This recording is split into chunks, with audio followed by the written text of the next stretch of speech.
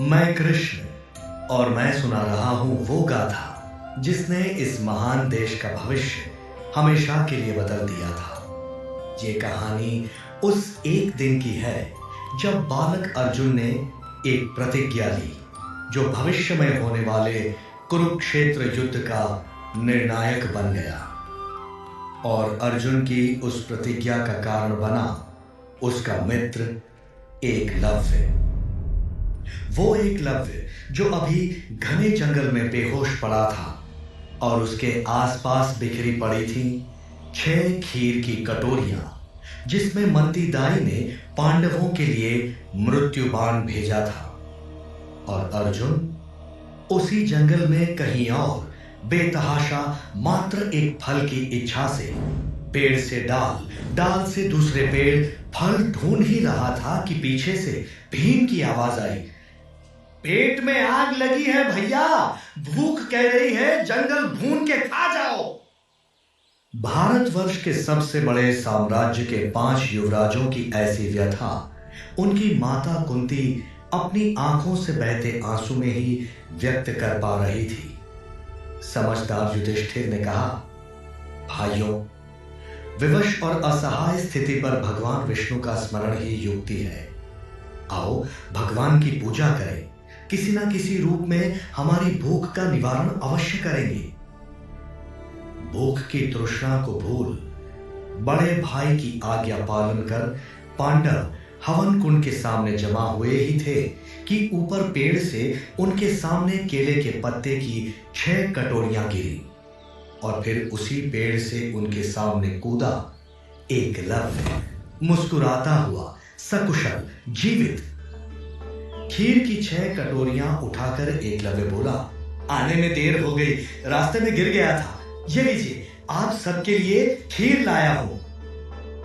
खीर सुनते ही भूख से बेहाल 4 पांडव के चेहरे चमक उठे और उनके बड़े भैया युधिष्ठिर के चेहरे पर संदेह था। तुम्हें कैसे ज्ञात हुआ कि हम यहां हैं? तुमने खाई है ये खीर? एकलव्य बोला, बहुत स्वादिष्ट है, तभी तो लाया आप सबके लिए। ठीक उसी समय उसी जंगल में हिरण्याधानु के महल की रसोई में बैठी मंदी दाई मन ही मन मुस्कुरा रही थी। उसे पता था कि एक राजकुमार को भोजन भेंट स्वरूप देने पर कैसे प्रश्न पूछे जा सकते हैं, और उन सारे प्रश्नों के उत्तर मंदी दाई ने उस लड्डू में भर दिए थे जो उसने एकलव्य को खिलाया था। उस लड्डू में था खीर के विष का विषनाशक। इसलिए जब भी एकलव्य वो खीर खाएगा सुरक्षित रहेगा। पर एकलव्य के भोलेपन और मित्रता से परोसी गई खीर पांडव और कुंती अवश्य खाएंगे और सदा के लिए सो जाएंगे। मंदी सही थी। 5 पांडवों ने झट से खीर उठा ली एकलव्य के हाथों से। पर कुंती बोली, रुको, भगवान विष्णु के स्मरण मात्र से भोजन मिला है, पहले उनकी पूजा फिर भोजन। मां की आज्ञा पालन कर 5 भाई पूजा में बैठे और अपने साथ बिठाया एकलव्य को। सबकी आंखें बंद थीं और एकलव्य मुस्कुरा रहा था। ऐसी अनुभूति उसे आज तक नहीं हुई थी। साथ मिल बैठ एक साथ ईश्वर की आराधना, परिवार जैसा बोध हो रहा था एकलव्य को। तभी नकुल बोला, अरे भीम भैया कहां गए? भीम के साथ उनके हिस्से की खीर भी गायब थी। हंसते हुए युधिष्ठिर बोले, पेट पूजा से बड़ी पूजा कोई नहीं भीम के लिए। भीम के भगवान उसके पेट में ही बसते हैं। काली गंगा नदी के किनारे भीम भागे जा रहे थे और भागते हुए ही उन्होंने सारी खीर एक साथ खा ली और फिर अचानक से रुके, क्योंकि उनका पूरा शरीर अकड़ गया। आंखें बाहर आ गई, मुंह से झाग निकलने लगा और भीम का मृत शरीर काली गंगा नदी में गिर गया। भीम के साथ क्या हुआ इसकी भनक बाकी पांडवों को नहीं थी, क्योंकि भूख से बेहाल वो सब अपनी अपनी खीर की कटोरियों को खोलने में मग्न थे।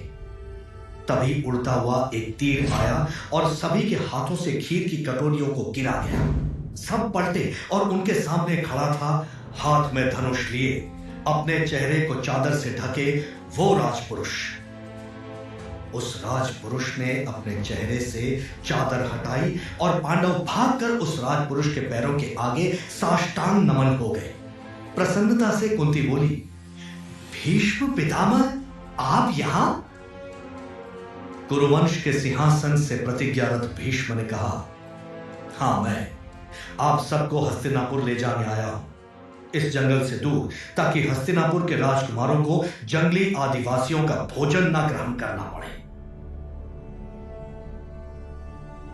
भीष्म की टेढ़ी नजर और तीखे शब्दों से एकलव्य के आंसू छलक गए। भीष्म की बातों ने उसे यह तो समझा ही दिया था, भील पुत्र और कुरुवंश के राजकुमार एक समान नहीं हो सकते। वो सिर्फ अर्जुन था जो अपने मित्र की व्यथा समझ चुका था, क्योंकि एकलव्य अब वहां से जा चुका था। कुंती बोली, हम हस्तिनापुर नहीं जा सकते, मेरे पुत्रों को वहां खतरा है, जो आप भी जानते हैं पितामह। भीष्म बोले, अपनों से दूर खतरा ज्यादा होता है पुत्री। कष्ट और अभाव में वर्षों भटक लिया पांडु परिवार जंगलों में, अब समय वापस घर चलने का है। अपना हाथ कुंती के सर पर रखते हुए भीष्म बोले, भीष्म एक और प्रतिज्ञा लेता है आज, जब तक मैं जीवित हूं तुम्हारे 5 पुत्र जीवित रहेंगे। फिर पांडवों को देखकर भीष्म कहते हैं, जंगल के बाहर हस्तिनापुर की सेना आपके रथ और भोजन के साथ प्रतीक्षित है। भीम कहां है? युधिष्ठिर कहते हैं, भीम अपने विश्राम स्थल कालीगंगा नदी के तट पर होंगे। जब भीष्म पांडवों के साथ कालीगंगा नदी के तट की तरफ बढ़ रहे थे, तब आंखों से बहते आंसू पोंछे बिना दुखी मन एकलव्य चला जा रहा था वापस अपने घर, इस बात से अनभिज्ञ कि उसका मित्र अर्जुन भी अपने परिवार को छोड़ उसकी खोज में निकल पड़ा था। पर हिरण्याधानु के कबीले के बाहर कोई और एकलव्य की प्रतीक्षा में तड़प रहा था। एकलव्य को देखते ही मंतीदाई ने उसे एक तरफ खींचा, मित्र मिले तुम्हारे, खीर खिलाई उनको। पर जैसे जैसे एकलव्य ने सारी बात मंती को बताई, वैसे वैसे मंती के चेहरे के भाव बदलते गए और फिर उसका चेहरा भीषण क्रोधित हो उठा। एक काम दिया था वो भी नहीं कर पाए, खीर ही तो खिलानी थी। क्रोधित मंती एकलव्य को धक्का देते हुए दौड़ पड़ी जंगल के अंदर। बुद्ध सा खड़ा एकलव्य अचंभित था अपनी प्यारी दाई मां का ऐसा रौद्र रूप देखकर। पर उसी समय एकलव्य ने जो देखा वो भी उसके लिए अचंभा ही था। सामने कौवों का बड़ा सा झुंड अकड़ा मरा पड़ा था और जैसे एकलव्य के कदम उस तरफ बढ़े, उसने देखा वो कढ़ाई जिसमें खीर अभी भी चिपकी थी। बिजली की रफ्तार से उसके दिमाग में कई विचार दौड़ पड़े। क्या इस खीर को खाकर मरे ये कौवे? इसी खीर को खाने के बाद तो मुझे भी चक्कर आया था। दुविधा में पड़ा एकलव्य चल पड़ता है मंतीदाई के पीछे। काली गंगा नदी के तट पर उस घने जंगल में इस कहानी का हर पात्र किसी ना किसी को ढूंढ ही रहा था। क्या आज की इस खोज से महाभारत की रूपरेखा बदल जाएगी? भीम, भीमसेन, भैया भीम की पुकारों से काली गंगा नदी का तट गूंज रहा था, पर भीम का कोई पता नहीं था। तभी युधिष्ठिर की नजर पड़ी भीम की एक खड़ाऊ पर। उसे उठाने को चला ही था कि सामने तट पार उसे झाड़ियों में कुछ हलचल दिखाई दी। युधिष्ठिर वहां पहुंचे और झाड़ी को हटाकर बोले, भीमसेन, जागो, बाहर आओ। मगर उन झाड़ियों से जरासंध के 3 सैनिक बाहर आए और अपनी तलवारों से युधिष्ठिर पर हमला कर दिया। अकस्मात हमले ने युधिष्ठिर को संभलने का समय ना दिया, पर तभी 3 तीर एक साथ आकर उसकी तरफ बढ़ी तलवारों को काटते हुए निकल गए। युधिष्ठिर ने देखा भीष्म धनुष लिए तीर चढ़ा रहे थे, क्योंकि नदी तट को चारों तरफ से घेर लिया था जरासंध के सैनिकों ने। भीष्म ने आज्ञा दी, सब मेरे पीछे आ जाओ। कुंती सहित बाकी पांडव भीष्म के पीछे खड़े हो गए और फिर परशुराम शिष्य भीष्म ने तीरों की झड़ी लगा दी और जब वो रुके तब काली गंगा का पानी लालिमारत था और चारों तरफ जरासंध के सैनिकों के मृत शरीर बिखरे पड़े थे। एक अधमरे सैनिक से भीष्म ने पूछा, भीम कहां है? जिस भीम को सब ढूंढ रहे थे वो तो उसी काली गंगा नदी के पानी में अपना मृत शरीर लिए बहे जा रहा था और इसी बात का विश्वास दिला रही थी मंदीदाई जरासंध को। महाराज, भीम मर चुका है, आप निश्चिंत रहिए। अब बचे हैं 4 पांडव और कुंती। पर इससे पहले कि जरासंध कुछ कहता, लहूलुहान लड़खड़ाता एक सेनापति उसके सामने आकर गिर गया और बोला, महाराज, भीष्म पितामह जंगल में पानी पानी। मरणशील सेनापति की तरफ पानी लेकर बढ़े सैनिक को रोकते हुए जरासंध ने सेनापति से पूछा, तुमने भीष्म को देखा? सेनापति बोला, जी, कुंती, युधिष्ठिर, नकुल, सहदेव के साथ काली गंगा नदी के तट पर भीष्म ने अकेले हमारी सारी सैनिक टुकड़ी मार डाली। आप सुरक्षित नहीं हैं महाराज, निकल जाइए यहां से। अपनी गदा के एक वार से जरासंध ने उस सेनापति का जीवन और मुंह दोनों शांत कर दिया, पर मंती के चेहरे पर मुस्कान देखकर उसे घूरा। मंती बोली, आपने सुना महाराज, कुंती के साथ सिर्फ युधिष्ठिर, नकुल और सहदेव। भीम तो मर गया, फिर 5वां अर्जुन। महाराज, आज एक नहीं 2 पांडव खत्म हो सकते हैं। मंती की बात में संभावना देखते हुए जरासंध ने पूछा, पर अर्जुन को हम ढूंढेंगे कैसे?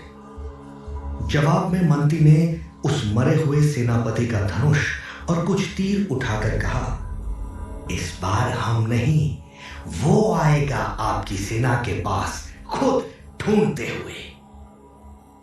जंगल में भागते हुए अर्जुन खुद को कोस रहा था। काश मैंने मित्र एकलव्य से उसके घर का पता पूछ लिया होता। तो तभी जंगल के आसमान में 3 तीर एक साथ दिखे और अर्जुन मुस्कुराया। उसे एकलव्य का पता मिल गया था। वो भागा उस दिशा में, पर एकलव्य ने भी आसमान में उन 3 तीरों को देखा। मेरी तरह कौन तीर आसमान में छोड़ रहा है? गड़बड़ है। एकलव्य भी भागा उसी दिशा में। गड़बड़ की खोज में भागते एकलव्य को यह नहीं पता था कि उसका सामना जिससे होने वाला था वो उसके विश्वास और ममता की माई मंदीदाई थी। काली गंगा नदी तट पर भीष्म और हस्तिनापुर की सेना भीम को ढूंढ रही थी, जबकि जंगल की दूसरी तरफ जरासंध की सेना घात लगाए बैठी थी अर्जुन के लिए।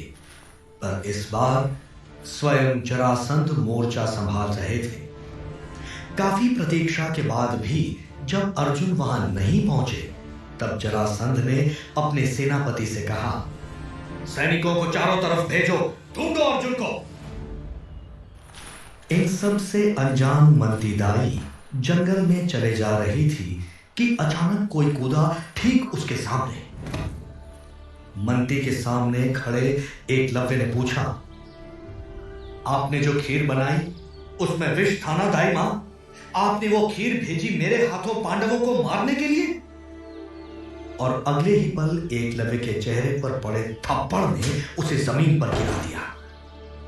एकलव्य की आंखों में घूरते हुए मंदीदाई ने कहा, हाँ, क्योंकि निषादों के राजा महाराज जरासंध की सहायता कर रही हूं मैं। ये राजनीति की रणनीति है। तुम्हारे जैसे मूर्ख बालक को यह समझ नहीं आएगा, जो अपने ही पिता के शत्रुओं से मित्रता किए बैठा है। अपने आंसू पोंछते हुए एकलव्य कहता है, पांडव हमारे शत्रु नहीं, मित्र है। ये सब तुम्हारी लालच है। मैं बाबा को सब बताऊंगा। मंत्री ने दांत पीस कर कहा, अच्छा, क्या बता दे, फिर मैं भी बताऊंगी जो मुझे 10 साल पहले बता देना चाहिए था। सुनना है तो सुन, तू निषादों का खून नहीं है। एकलव्य स्तब्ध था, पर मंत्री कहती गई, तेरी पागल मां जो एक जीवित बच्चा भी पैदा ना कर पाई, तुझे उठाकर ले आई थी कहीं से। उस दिन तेरे बाबा से सच कह दिया होता तो वो उसी दिन तुझे जंगल में मरने के लिए छोड़ देता। और आज भी अगर ये सच बता दूं तो होगा वही। मुंह खोलने से पहले सोच लेना। मंत्री वहां से चली तो गई, पर उसके शब्दों ने एकलव्य को निर्जीव कर दिया। मैं अपनी मां बाबा का बेटा नहीं? उसकी आंखों से आंसू बहते चले गए और उन बहते आंसुओं में उसने देखा एक तीर चढ़ा धनुष, जिसका लक्ष्य था स्वयं एकलव्य। एकलव्य का प्रिय मित्र अर्जुन उसके सामने खड़ा था, पर उस पर तीर ताने। गुस्से में अर्जुन ने कहा, तो मुझे मारने के लिए आसमान में तीर छोड़कर जाल बिछाया था तुमने? पर हम राजकुमार हैं, किसी जगह पर पहुंचने से पहले उसका मुआयना करते हैं, इसलिए बच गया मैं। एकलव्य को कुछ समझ में नहीं आ रहा था, पर अर्जुन गुस्से में था। आज सब समझ आ गया है क्यों जरासंध की सेना बार बार हम तक पहुंच जा रही थी। भीष्म पितामह सत्य कह रहे थे, जंगली आदिवासी हमारे शुभ चिंतक कभी नहीं हो सकते। तुम जैसे जंगलियों से मित्रता अपमान है हमारा। आग में घी का काम किया अर्जुन के शब्दों ने, और एकलव्य उठ खड़ा हुआ। मेरी मित्रता पर संदेह तुम्हारी भूल है अर्जुन। अर्जुन बोला, उठाओ अपना धनुष, आ जाओ सामने। किसकी भूल और किसका सत्य अभी यही साबित कर देते हैं। एकलव्य ने अपना धनुष उठाया नहीं, परंतु अर्जुन ने अपने तीर छोड़ दिए। एक तरफ कूदा एकलव्य और बचाया स्वयं को। अर्जुन बोला, आज मेरे परिवार के साथ विश्वासघाती एकलव्य का वध होगा या फिर मेरा। प्रतिज्ञा ले रहा है पांडुपुत्र अर्जुन। फुर्ती से अर्जुन ने अपने तीरों की बौछार कर दी और एकलव्य को घेर लिया। तब एकलव्य ने भी अपना धनुष उठा लिया और उस पर चढ़ाए तीर। विश्व के सबसे बड़े 2 धनुर्धारी एक दूसरे के सामने अपना शस्त्र ताने खड़े थे। मन बालक का ही था, परंतु संकल्प एक दूसरे का वध था। और ये दोनों तब तक नहीं रुकने वाले थे जब तक कोई एक मर न जाता। इस युद्ध से कैसे मिलेगी अर्जुन को एक नई दिशा? कैसे बदल देगा अर्जुन एकलव्य का ये द्वंद्व महाभारत की संरचना? आखिर क्या हुआ भीमसेन का?